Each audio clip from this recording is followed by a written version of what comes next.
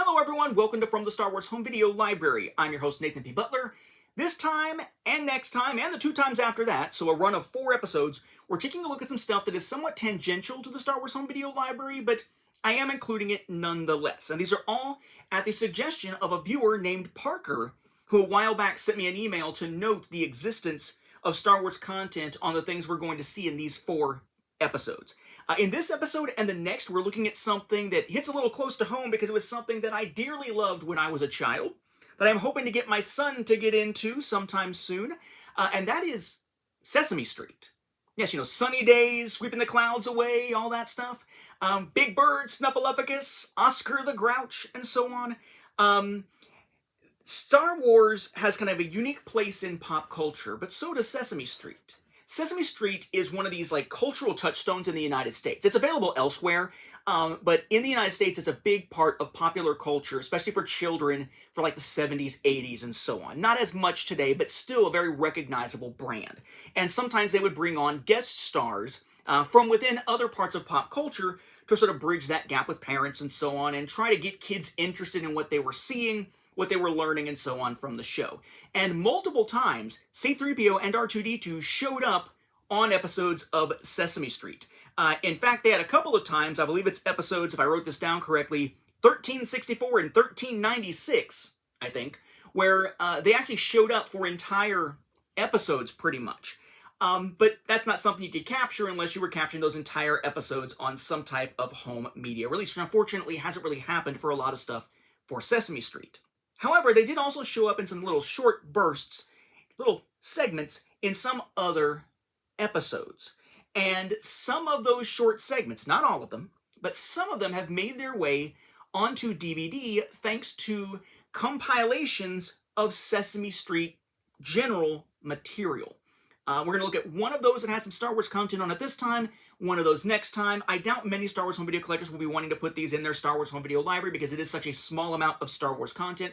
But we've seen this with things like documentaries before, and in this case, it's characters in character, but interacting with characters from Sesame Street. So, take it or leave it.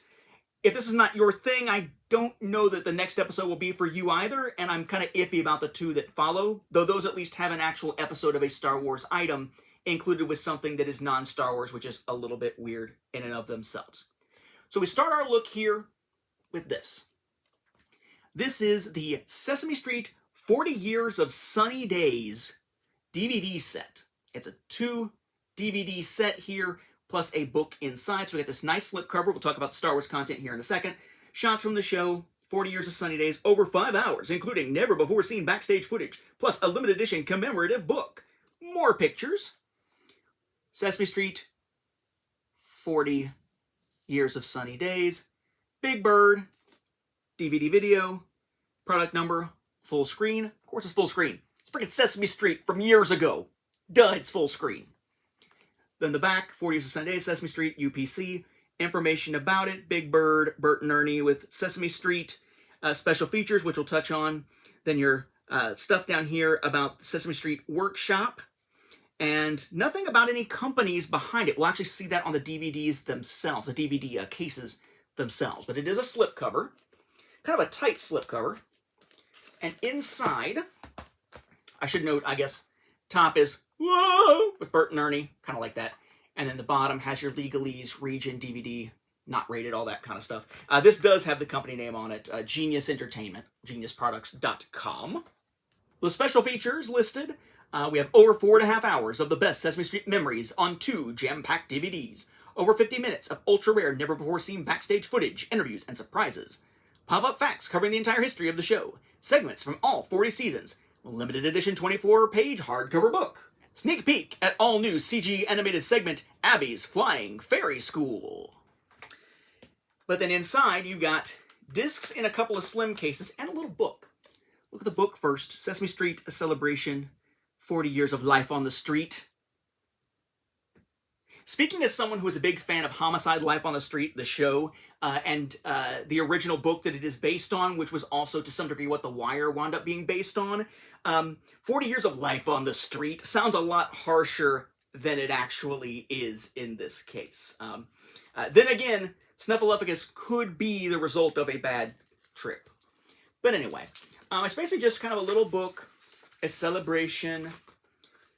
It's kind of like the many books that you see coming out of like Dorling Kindersley for Star Wars, like the visual guides and whatnot. Just a nice, fun little look through a little bit of the history of Sesame Street, which runs about, 23 pages, give or take here.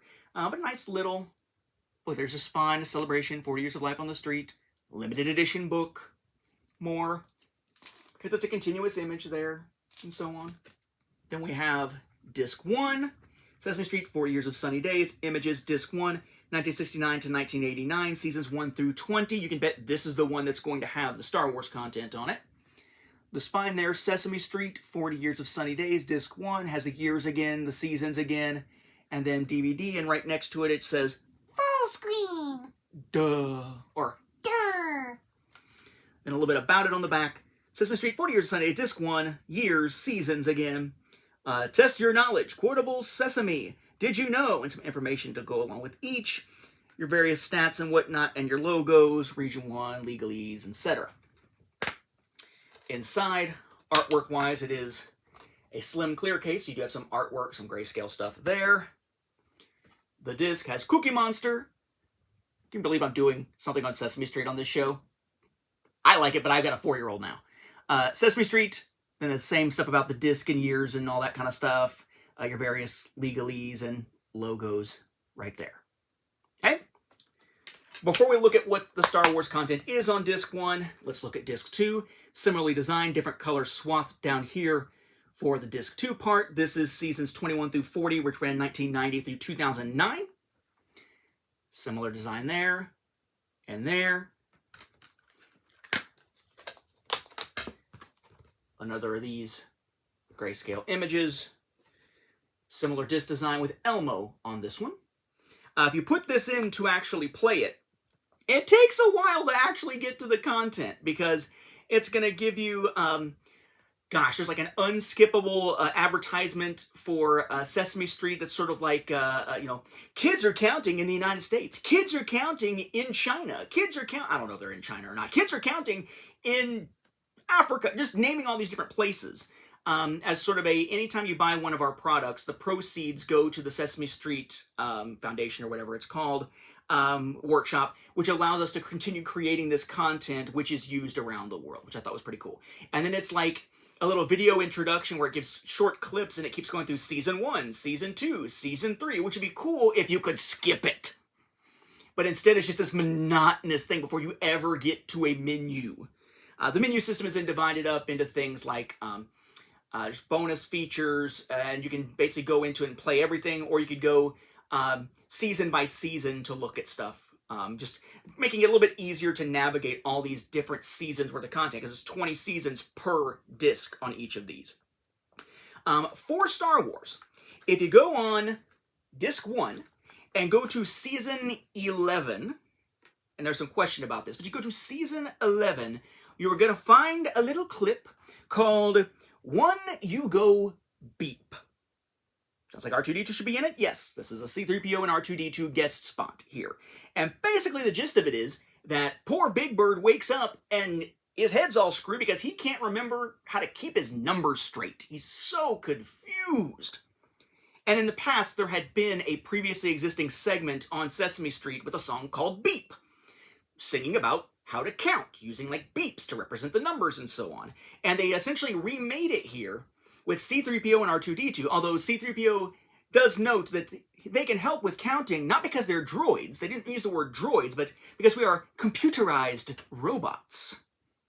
Maybe it's an alternate universe where that's what they call droids, and that's why we don't see Big Bird anywhere else in Star Wars fandom, Star Wars canon. Anyway, but it's basically just the song. You know, it's C-3PO, who does appear to be Anthony Daniels, and Big Bird singing like when I say one, you go, or whatever. And as they go to each number, it's just R2-D2 beeping that number of times. And at one point they're like, what about 26? And R2 goes into like one of the long, sets of sounds from Star Wars, which I guess kind of adds up to 26. But But yeah, it's just the beep song from Sesame Street redone with C3PO and R2-D2 there with Big Bird, where R2's beeping is the beeping of the song. Kind of a creative way to remake that. I do find that there is some question as to when this actually aired. That seems to be the case with a lot of these, because if you actually look on the Muppet Wiki, yes, there is such a thing, it says that this actually aired as part of season 12 on January 30th of 1981, rather than as part of season 11. But everything in this puts it within season 11, and they did have those other appearances, which tended to be during season 11. So I wonder where lines or wires are crossed, who's got it right, who's got it wrong. I am not a Sesame Street aficionado or a Muppet aficionado by any means. But just a nice little way, if you're looking for something really weird, kind of odd, for your Star Wars home video library, and you like just finding things that have Star Wars segments in them, kind of like, you know, Saturday Night Live with Carrie Fisher, perhaps, that sort of thing, then, you know, this might be something to pick up. Again, it's Sesame Street, 40 Years of Sunny Days. It includes, on Disc 1, under Season 11, the Star Wars version of One You Go Beep, also simply known in other cases as Beep. Yeah, an odd one to be sure for my Star Wars home video library, but I'm glad that he pointed it out. With that, we'll wrap up this episode. Thank you for watching, and may the Force be with the home video viewers. Even if you need help counting, we've all been there sometimes, right?